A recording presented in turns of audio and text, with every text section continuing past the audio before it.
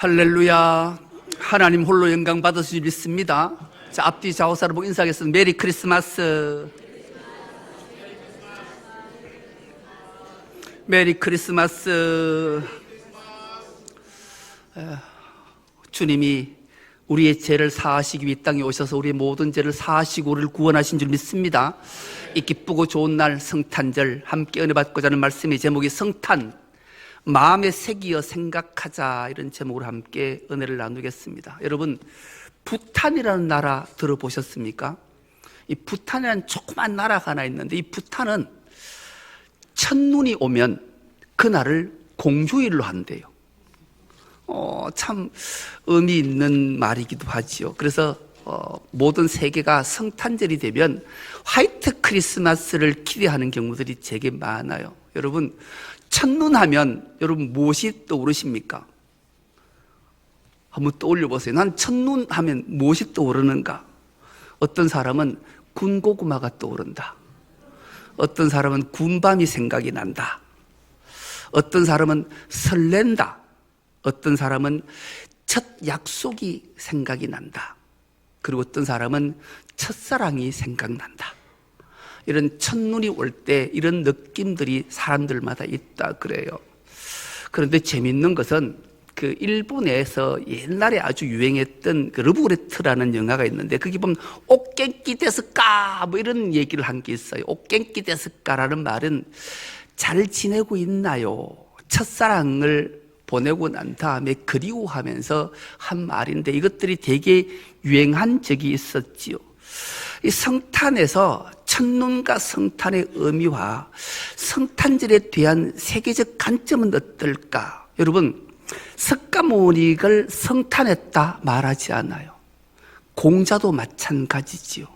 그래서 우리는 달력을 보면 석가가 탄생한 날을 이렇게 기록하여 석가탄신일, 공자탄신일 이렇게 해요. 근데 예수님 이 땅에 성탄한 날은 예수 탄신일 이렇게 하지 않아요. 성탄절이라 하지요. 그리고 4대 성인들을 향해 말할 때 성자라는 말을 써요. 성자. 그런데 유일하게 공자든 맹자든 소크라테스든 석가모니든 이들을 해서 성자라는 말을 쓸 때 거룩할 성자를 쓰고 놈자자를 썼어요. 거룩할 성자와 놈자자를 쓴 이유는 이런 거지요. 덕과 지혜가 아주 뛰어나서 모든 사람들이 우러러보고 모든 사람들의 스승이 될 만한 사람을 성자라 한다, 이렇게 명칭해요, 국어사전은. 그런데 예수님도 성자라 하잖아요. 그런데 예수님의 성자는 거룩할 성자의 아들 자자를 썼어요. 그래서 예수님은 공자든 석가모니든 소크라테스를 말하는 성자가 아니라 예수님은 거룩할 성자의 아들 자자, 즉 하나님, 창조주 하나님의 아들이 인간의 몸을 입고 이 땅에 왔다 해서 예수님은 성자, 하나님의 아들로 이 땅에 왔다, 성탄이라고 말하는 거예요. 그래서 우리는 성자를 구별할 수 있어야 되고, 성탄절이 탄신일과 다른 이유를 우리는 분명히 기억해야 됨을 우리에게 말씀하는 거죠. 왜요? 그 성자 하나님은 생명으로 이 땅에 오셔서 인류를 구원하시기에 오셨기 때문에 그래요. 생명의 빛으로, 구세주로, 그리스도로, 메시아로 왔기 때문에 우리는 그분을 성자 하나님이라 일컫는 거지요. 그런데 이 성탄에 대해서 우리가 좀 올 성탄절은 다시 한번 점검을 해 보려고 해요. 사복음서가 있는데 성탄에 대해서 기록한 복음서는 2곳뿐이에요. 마태하고 누가복음이에요. 여러분, 우리 잘 알다시피 마태복음은 유대인의 복음서예요. 당시 유대인들은 로마의 극심한 억압과 탄압 속에 살고 있었어요. 그때 외치는 자의 소리가 있었고 하나님이 기막힌 은혜를 주시잖아요. 구약에 예수님 탄생 700년 전에 하나님은 이 모든 것을 다 섭리하고 아셨기 때문에 억압받고 고통받는 유대인들에게 한 줄기 빛의 말씀 하나를 주셔요. 누구를 통해? 이사야를 통해. 보라, 처녀가 잉태하여 아들을 낳을 것이다. 그 아들의 이름을 임마누엘이라 하리라. 여러분, 복음이에요. 왜냐하면 로마의 극심한 억압 속에 그들에게 복음의 소식은 임마누엘, 하나님이 우리와 함께 하시는 복음의 소식이 들려졌다라는 거지요. 그리 얼마나 놀라웠겠냐고요. 그래서 유대인들에게는 복음 중에 복음은 임마누엘이었어요. 이 로마의 압제로부터 구원해 주실 우리와 함께 하신 하나님, 전능하시고 창조주 하나님이 나와 함께 하시면 이 모든 억압, 이 고통을 다 이겨내고 반드시 하나님이 해방의 기쁨을 주실 것이다를 믿었기 때문이죠. 그때 가브리엘 천사가 마리아 남편 요셉을 찾아오잖아요. 찾아와 한 말이 이 말이었어요. 네가 아들을 낳을 건데 그 아들의 이름을 임마누엘이라 하리라. 이렇게 말씀하고 그 이름을 이렇게 지어라. 예수라, 요수아라 지어라. 이런 말씀이에요. 이 요수아, 예수가 구원자잖아요. 지금 고통 속에 있는, 억압 속에 있는 유대 백성들을 구원할 자가 너를 통해, 네 아내를 통해 이 땅에 올 거다. 이런 말씀을 주셨으니 유대인들에게는 얼마나 큰 위안이고 큰 복음이었겠냐고요. 마태는 그렇게 예수의 탄생 소식을 전해요. 오늘 우리가 주목해 볼 것은 누가복음이에요. 마태복음에는 임마누엘, 하나님이 나와 함께 하시다라는 구원자 탄생을 예고했는데 이 복음이 누가복음에는 이렇게 시작되는 거예요. 어떻게 시작이 되는가? 성탄을 기쁨이라 표현해요. 기쁨. 하늘은 영광이요 땅에서는 구원자에 대한 기쁨이 충만해야 됨을 말씀하고 있는 거죠. 하나님의 천사 가브리엘이 어느 날 마리아를 찾아와서 가장 전한 첫 번째 말씀이 누가복음 1장 28절인데 이 말씀 우리가 한 목소리 합독해 보겠습니다. 시작. 천사가 안으로 들어가서 마리아에게 말하였다. 기뻐하여라. 은혜를 입은 자야. 주님께서 그대와 함께 하신다. 아멘. 가장 먼저 이 가브리엘 천사가 마리아에게 첫 마디가 기뻐하여라. 기뻐하여라. 기뻐하라고 말했던 거예요. 그리고 들에서 양치던 목자들에게 이 가브리엘 천사가 나타나요. 그러자 이 목자들이 상당히 두려움에 떨고 있을 때 주님이 하신 말씀도 2장 10절인데 이 말씀도 우리가 한 목소리를 합독해 보겠습니다. 시작. 천사가 그들에게 말하였다. 두려워하지 말아라. 나는 온 백성에게 큰 기쁨이 될 소식을 너희에게 전하여 준다. 온 백성에게 가장 큰 기쁨이 될 소식, 예수 탄생 성탄의 소식을 전해 준 거지. 왜 성탄이 우리에게 기쁨의 소식일까요? 새로운 역사가 시작되기 때문에 그래요. 참 재밌는, 우리나라가 하나님의 은혜를 참 많이 입은 나라 같아요. 왜냐하면 여러분, 우리나라 태극기의 태극 문양이 어떻게 생겼어요? 빨강과 파랑이잖아요. 위에는 빨강색, 밑에는 파랑색. 여러분, 이 빨강은 양이 양. 양은 하늘을 말해요. 하늘은 태양을 말하는 거잖아요. 음은 파란색인데 음은 땅을 말하는 거예요. 여러분, 파랑과 빨강이 합쳐지면 어떤 색이 될까요? 예? 안 해봐서 모르겠어요. 빨강과 파랑을 혼합하면 보라색이 돼요. 여러분, 우리가 대림절을 보내면서 보라색을, 주님이 다시 오신 대강 대림을 기다리면서 보라색이 드디어 이 땅에 성탄으로 오면 양, 붉은색, 성령을 의미하는, 탄생을 의미하는 성탄이 되는 거잖아요. 그래서 우리나라가 이 기막힌 은혜다. 하나님이 하늘과 땅의 경계담을 허물어버리고 하나로 흘러주시는 그 하나님의 놀라운 역사, 기가 막힌 하나님의 섭리 안에 은혜에 있다는 것을 우리에게 일깨워주는 거죠. 그러니까 막혀있던 담을 헐기 위해 하나님의 아들이 인간의 몸을 입고 이 땅에 오셔서 모든 죄악들을 도말시키시고 구원주로, 구세주로 이 땅에 오셨으니 얼마나 감격스럽고 이것을 어떻게 기쁨으로 표현하지 않을 수 있겠냐고요. 그래서 우리는 성탄을 깊이 생각하고 마음에 새겨봐야 돼요. 여러분, 성탄절 하면 생각나는 사람이 여러분 성경에 누구가 있습니까? 많은 사람들이 성탄절 하면 성경에 생각나는 사람들을 많이 얘기하는데 대표적인 세 가지를 한번 꼽아보려고 그래요. 첫째는 세례 요한. 예수님이 잉태하기 전에 엘리사벳에게 6개월 전에 세례 요한이 잉태되는 사건이 있잖아요.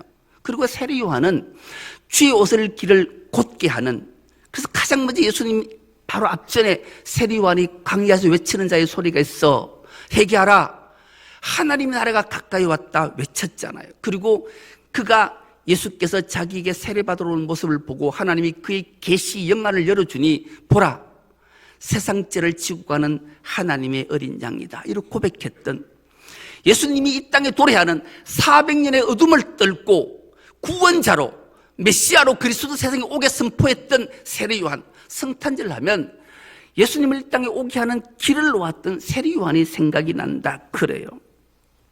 또 한 사람들은 이런 생각을 한대요. 동방의 박사들이 유난히 빛나는 별 하나를 보고 그 별을 따라오잖아요. 그 먼 길을. 그 동방 박사들이 유대인의 왕으로 오실 별을 하나 보고 그 먼 길을 찾아와요. 그리고 예수님의 뼈에 경배할 때 옥합을 열어 함금과 유향과 몰약을 드리잖아요. 왜 하필 함금과 유향과 몰약을 들었을까? 물론 성경학자들이 생각해낸 것이지만 왕에게 드릴 예물이 무엇일까? 왕에게 드린 예물은 황금은 왕권을 상징하기 때문에 그런 거예요. 당연히 황금을 드리는 건 마땅하지. 그런데 왜 유향과 몰약을 드렸을까? 여러분, 유향은 말 그대로 향은 하나님께 올려드리는 향이 뭐예요? 성도의 기도, 그리고 성소에서 끊임없이 향을 피워서 하나님께 올리는 그 기막힌 향기. 하나님께 오직 영광이 되기 위해 이 땅에 온 그 주님을 기억하며 유향이라는 걸 드리게 되고요. 마지막 세 번째 예물이 몰약이잖아요. 이 몰약은 희생이 부패를 방지하는 거예요. 자기 자신을 희생해서 인류를 구원하는 그 메시아임을 경배하기 위해 동방의 박사들은 그 아기 예수를 경배할 때 옥합을 열어 황금과 유향과 몰약을 드렸다. 그래서 성탄절을 하면 동방 박사들이 생각이 난다 그래요. 마지막으로 꼭 생각나고, 성탄절 설교를 제가 했던 본문인데요, 오늘 본문에도 등장하는 목자들이에요. 이 목자들이 최초로 예수님을 경배하잖아요. 목자의 유래에 대해서 다시 한번 상고시켜 드립니다. 이 목자들인 유대인들에게 직업 중에 가장 비천한 직업 3인 중에 한 곳에 속해 있는 자들이, 이 목자는 직업이 천한 직업이라서 많은 사람들에게 천시와 갈시를 받았어요. 그럼에도 불구하고 이 목자들에게 왜 천사들이, 하나님이 천사들을 보내서 이 목자들에게 구세주, 기쁨으로 오실 성탄을 축하하고 경배하라고 알려주셨을까요? 이 목자들의 조상을 거슬러 올라가 보면 알아요. 이 조상들은, 이 목자들의, 목동들의 조상은 레갑 자손이다 성경은 기록하고 있어요. 여러분, 이 레갑 자손들, 그 중에 레갑 자손들 중에 유명한 한 성경의 인물 하나가 등장하는데, 예레미야에 보면 요나답이라는 인물이 등장해요. 하나님께서 이들이 하나님의 말씀을 잘 준행하고 순종하고 살아가는가를 알기 위해 예레미야에게 어느 날 성전 방으로 그들을 불러라. 그리고 그들에게 따뜻한 음식을 대접하고 그들에게 포도주 한 잔, 기쁨을 상징하는 포도주 한 잔씩 줘봐라 그래요. 그런데 그들이 그것을 거절해요. 그리고 이렇게 고백을 해요. 우리의 조상 레갑, 그리고 우리가 가장 존경하는 우리 조상의 대표적인 인물 요나답이 이렇게 말했습니다. 너희들은 일평생 포도주를 입에 대지 마라. 그리고 집을 짓지 마라. 그리고 파종하지 마라. 포도나무 심지 마라. 우리 조상이 우리에게 유언을 남긴 것을 우리는 그대로 지키고 살아옵니다 라고 말해요. 여러분, 사람이 정착해서 집을 안 짓고 파종해서 농사를 짓지 않고 포도주를 마시지 않고 살 수 있는 길이 뭘까요? 이들은 유일하게 직업 하나 목자, 목동 말고는 할 게 없어요. 다른 사람은 집을 짓고 농토를 가지고 농사를 지으면 정착하지만 집을 지을 수 없고 파종을 하지 않고 그러면 살 수 있는 길은 목축업밖에 직업이 없는 거예요.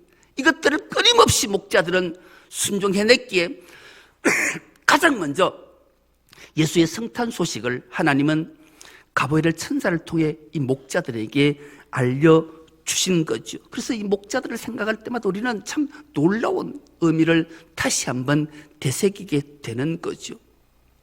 오늘은 어떤 인물들을 한번 생각하고 마음에 새겨야 될까? 성탄절에 바로 오늘 본문에 등장하는 요셉이라는 인물과 마리아에 대해서 한번 주목해 보려고 해요. 여러분, 우리는 마리아에 대해서 우리 개신교는 좀 홀대하는 게 있어요. 왜냐하면 캐톨릭에서 마리아를 신격하니까 우리는 마리아 얘기하기가 좀 어려워. 그러나 우리는 다시 한번 이 마리아에 대해서 우리는 한번 주목해 보자고요. 요셉과 마리아가 정혼했어요. 약혼한 거죠. 이스라엘은 이 약혼이라는 말이 성경엔 약혼이라고 된 개역 성경에는 정혼인데 정혼은 우리나라 말로 하면 결혼. 정식적으로 부부가 된 날이에요. 그런데 딱 하지 않는 것, 합방하지 않는 것, 요것만 안 해요. 신부 집에 가서 신랑이 가서 계약이 성사가 되면 결혼식을 하게 되는 거예요. 그리고 각자가 떨어져서 신랑은 집에 돌아와서 하는 일이 뭐냐? 신부 데려올 집 짓는 거. 열심히 집을 다 지면 어느 날 그 시와 때는 오직 아버지 권한이 있어서 아버지께서 아들아 집 다 지었냐? 예, 벌써 지었습니다. 그러면 내 아내 데려오라면 그래서 아내를 데려와서 신랑 집에서 잔치를 하는 진짜 결혼식을 하기도 합방하는 날이지요. 그리고 신부 집에 남아있는 이 신부는 하는 일이 뭐냐? 신랑 댁 가풍을 익히는 거예요. 우리는 주님과 약혼한 사이, 결혼한 사이예요. 그래서 우리는 이 땅에 살아갈 때 하나님 나라의 아버지 집에 이것을 잘 기억하고 배우고 살아야 될 의무가 있는 거예요. 그 가풍, 하나님의 가풍, 하나님의 나라는 무엇을 말하는 것을 기억하며 살아야 될 때 우리 때예요. 그러던 어느 날 요셉에게 기막힌 소식 하나가 들려요. 야, 니하고 결혼한, 정혼한 마리아가 임신했단다. 여러분, 요셉의 심정이 어땠을까요? 100년해로 하루속히 그날을 꿈꾸며 살았을 텐데 산산조각 나고 물거품 같은 순결의 약속이 깨어졌다. 순결의 남편에 대한 모든 사랑을 저버렸다. 이런 마리아 아내의 소식을 들었을 때 어땠을까요? 배신과 분노, 치밀어 올랐을 거예요. 그런데 요셉은 자기 감정대로 살지 않았어요. 성경에 보니까 자기 속으로 조용히 파혼하려고 생각을 했다 그래요. 약혼자에 대한 부끄러움, 수치를 주지 않기 위해서지요. 이것이 드러나면 반드시 유대율법에 의하면 돌로 마리아를 쳐서 죽여야 되기 때문에 자기하고 결혼한 여자가 돌에 맞아 죽는 것은 참아보지 못하니 가만히 끊고자 생각했어요. 그때 하나님께서 가브리엘 천사를 보내시잖아요. 그리고 말씀해요. 요셉아, 네 아내 마리아 데려오기를 두려워하지 말라. 그가 잉태한 것은 성령으로 된 것이니 두려워하지 말고 데려오라 그래요. 여러분, 마태복음에 이 요셉에 대해서 뭐라고 기록해? 요셉은 의로운 사람이라 이렇게 말해요. 의로운 사람. 성경이 의로운 사람이 뭘까요? 성경이 말하는 의로운 사람은 하나님의 뜻과 의를 위해 자기를 내려놓는 사람이 의로운 사람이라. 뭐라고요? 하나님의 뜻과 의를 이루기 위해 자기를 내려놓는 사람을 성경은 의로운 사람이라. 요셉에게 천사가 들려준 말 때문에 자기의 모든 것들을 내려놓고 하나님의 뜻과 의지를 따르는 요셉, 참으로 위대한 인물이지요. 그러나 요셉의 입장에서 이 성령으로 잉태했다라고 말을 듣고 의심 전혀 하지 않았을까요? 여러분, 우리 여러분 같으면 의심하지 않을까요? 요셉도 이해할 수 없었을 거예요. 그러나 하나님이 말씀하시니 그냥 순종한 거예요. 자신의 판단보다 하나님을 신뢰했기 때문에 그래요. 여러분, 이 요셉에 대해서 많은 사람들이 연구를 많이 했더라고요. 대표적인 인물 하나를 소개하려고 해요. 조르주 드 라투르라는 분이 화가인데요. 이분은 빛에 대해서, 촛불에 대해서 되게 관심이 많아서 촛불에 대한 설교를, 그림을 되게 많이 그리신 분이, 그리고 특히 요셉의 꿈이라는 저 그림을 하나 그려냈는데요. 저 그림에서 한번 요셉의 깊은 고뇌를 생각하게 돼요. 그림을 더 크게 띄워줄 수 있나요? 여러분 잘 보이십니까? 지금 그 오른손으로 이렇게 개고 있는 사람이 요셉이에요. 그리고 앞에 서서 촛불에 밝히고 있는 사람이 천사예요. 요셉이 얼굴을 오른손으로 이렇게 개고 살짝 잠이 들었던 것 같아요. 그런데 왼손에 보면 의자에 성경책이 놓여져 있어요. 요셉은 하나님의 말씀을 읽다가 잠깐 잠이 들거나 깊은 고뇌에 빠져 있을 때 천사가 찾아왔어요. 그리고 천사가 그 오른손에 자기 얼굴을 개고 고민에 빠져 있는 요셉의 오른손목을 싹 잡아줘요. 여기에 요셉이 자기 아내 마리아의 임신 소식을 듣고 얼마나 고민을 하고 하나님 말씀을 보고 읽고 있다가 천사가 찾아와서 자기 하는 말, 혼란스러움 속에 하나님의 의지를 드러냈으니 얼마나 하나님과 천사와 요셉의 관계를 잘 보여주고 있냐. 이게 신앙과 믿음의 모습인 거예요.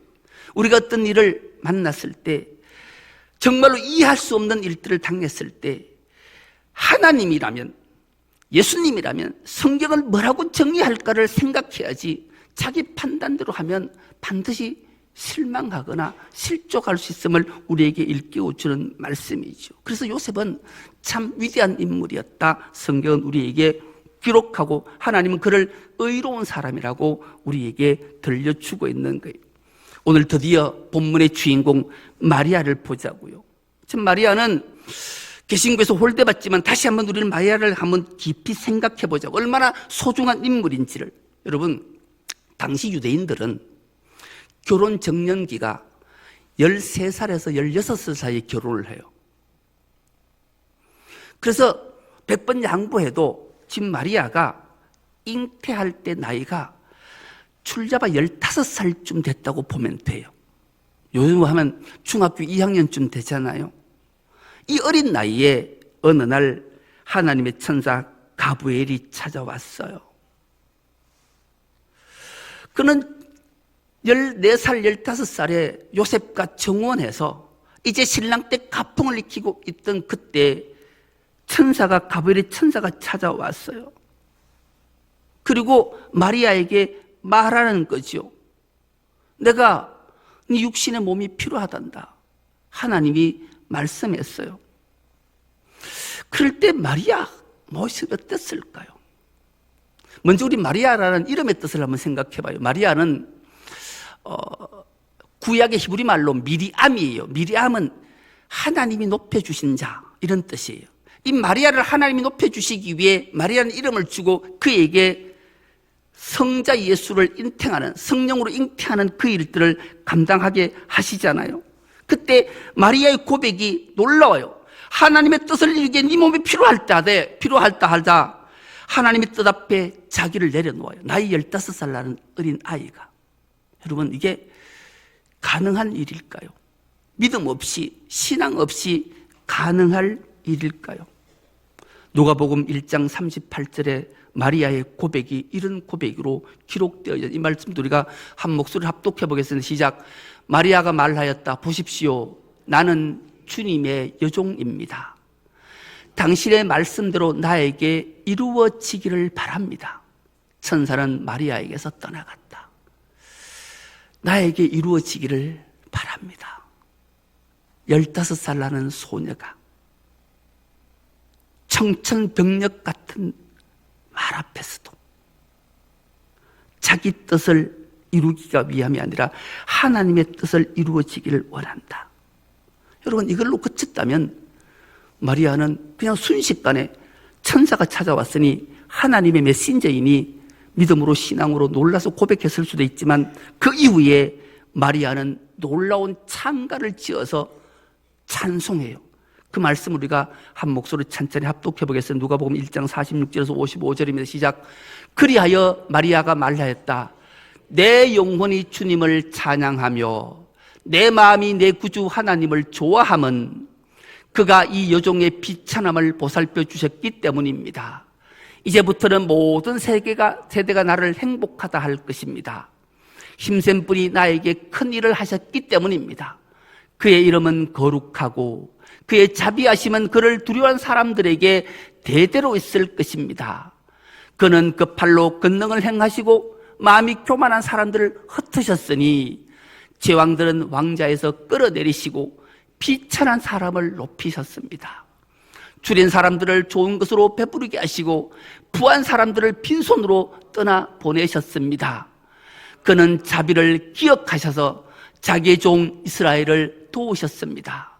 우리 조상들에게 말씀하신 대로 그 자비는 아브라함과 저 자손에게 영원토록 있을 것입니다. 아멘. 이 마리아의 찬가의 고백은 내 마음이 내 구주를 좋아함은 그가 이 여종의 비천함을 보살펴 주셨기 때문입니다. 주님은 우리의 비천함을 보살펴 주셔서 하늘 영광 보좌 버리시고 이 땅에 오셔서 우리를 구원해 주셨습니다. 그래서 이 고백이 있자 마리아의 그 유명한 고백, 목자들이 이 소식을 전하고 그를 경배할 때 오늘 본문에 많은 사람들이 그 말한 것을 그냥 놀랍게 여겼는데 이런 일이 어떻게 성탄이 하나님의 아들이 마리아를 통해 땅에 왔는고 그 말을 놀랍게 여길 때 마리아만 유일하게 오늘 본문 19절로 이렇게 말합니다. 마음에 새기어 생각하니라. 마리아는 이 모든 말을 고이 간직하고 마음속에 곰곰이 되새겼다. 목자들이 전해진 이 소식, 왜 마리아를 통해서 예수께서 성탄 이 땅에 오셔야 되는가를 놀라운 일을 비밀을 알려줬을 때 다른 사람은 그냥 놀랍게 얘기했는데 이야 그런 일이 있어 이랬는데 마리아는 그 말을 마음에 고이 간직하고 끊임없이 곱씹고 곰곰이 되새겼단 말이에요. 계속 생각했단 말이에요. 마음에 새기어 생각했다라. 그리고 그는 목숨을 걸었던 거예요. 나에게 이루어지기를 원합니다. 그 결국 구세주 그리스도 메시아 예수님을 이 땅에 오게 하신 거죠. 여러분, 성탄 오늘 우리 마음에 한번 새겨보십시오. 다시 오실 주님을 우리는 기쁨으로 맞이할 이 성탄, 이 성탄에 이제 마리아에게, 요셉에게, 목자들에게, 세례 요한에게, 동방박사들에게 하나님 주셨던 그 사명을 오늘 우리에게 주셨으니 우리도 가난하고 소외받고 고통하는 자들에게 생명을 나눠주시기 위해 다시 오실 주님을 전가하는 삶을 살아야 되지 않겠습니까? 이 복음, 이 영생 기쁨을 전하는 자 되어서 성탄의 주님이 다시 재림주로 이 땅에 오셨을 때 우리가 쓰임받으면 하나님 놀라운 은총과 복으로 우리와 함께 하실 겁니다. 우리 모두가 그래서 이 성탄을 마음에 다시 한번 새기어서 깊이 묵상하고 곰곰이 생각하고 그 성탄의 감격과 기쁨을 온천하에 증거하는 우리 중성교회 모든 건속 다 될 수 있기를 간절히 기도합니다. 하나님 아버지, 이 기쁨의 성탄을 허락하시어 오늘 감격하며 기뻐하며 즐거워하며 하나님 앞에 예배할 수 있도록 은혜 주시니 감사합니다. 오늘 본문의 말씀을 통해 성탄 마음에 새겨 생각하고 곰곰이 깊이 묵상하라 말씀하심을 잊지 않게 하셔서 우리에게 주신 사명과 기쁨을 잘 감당해 하나님의 크신 영광을 드러내는 우리 중성교회 모든 건속 다 되게 하여 주옵소서. 감사드리오며 예수님의 이름으로 기도드리옵나이다. 아멘.